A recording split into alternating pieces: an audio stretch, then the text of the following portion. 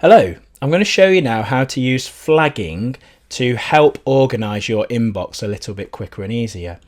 So let's talk about when emails are marked as read. So if I click onto an email and then click away, can you see if you're on the email for a few moments, even though you might not have read that email, it will actually mark those emails as being read, so they're no longer bold.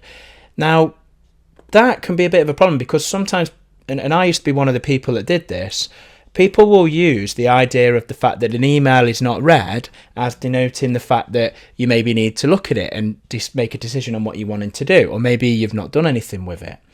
Well, that can be a bit of an issue. So what you've got is you've got the ability to flag. So if I just go to this list of emails, I've got quite a few. Let's say I've been away from my desk. You know, Charlie's emailed me saying he wants an update on the order. Well, I've got to do a bit of research for that, so I can't sort that now. So I am going to mark that as something I need to come back to. So there's this little flag here. I just click onto it, and can you see it kind of pins a flag to that particular email? So Charlie, here we go. He's asking me about how the presentation's coming along. Maybe I saw Charlie in the corridor and we talked about the presentation. So if I click once on the flag, that adds a flag. But if I click once again, can you see it turns that flag into a tick? So very, very basic idea. Flag means you've got to do something. Tick means you've done it. And you can very visually look down that inbox now and see if there's a flag I need to do something, if there's a tick I've done it. Now, how I use this further is, if I don't in my inbox see a flag or a tick, to me, that means I've not made a decision as to whether it's something I've done or read or digested, or whether it's something I need to do. Now, going down this list, instead of using the mouse, I can press the insert key on the keyboard. Can you see that adds a flag? And if I press the insert key on the keyboard, it turns it into a tick. So let's say I have actually called Jane back. Here we go. Charlie's asking me for some quarterly figures, so I'm going to flag that. Need to come back to that.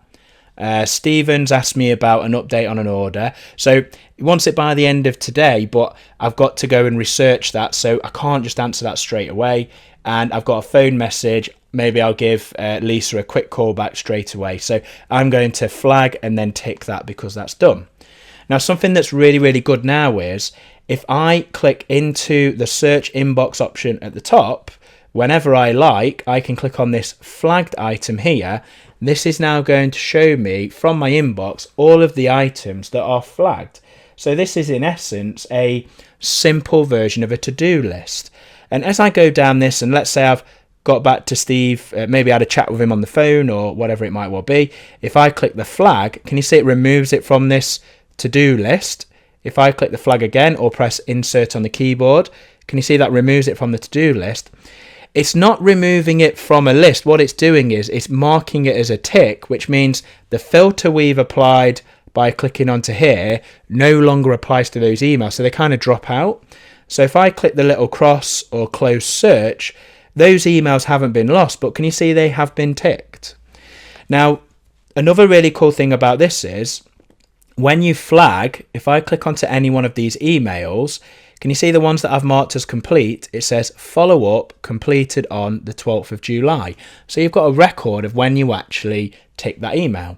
If I go to the one where I've still got a flag, follow up start by 12th of July. So the default for when you flag just by clicking or using the insert key is it will flag that item as being due today. And if you open your computer and go into Outlook tomorrow, that particular email, if it hasn't been completed, will go red and it will show you that that is overdue.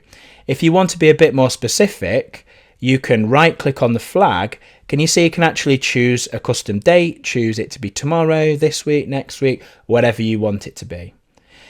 So that is a bit about how to use flagging to keep a little bit more control over your inbox and managing your tasks.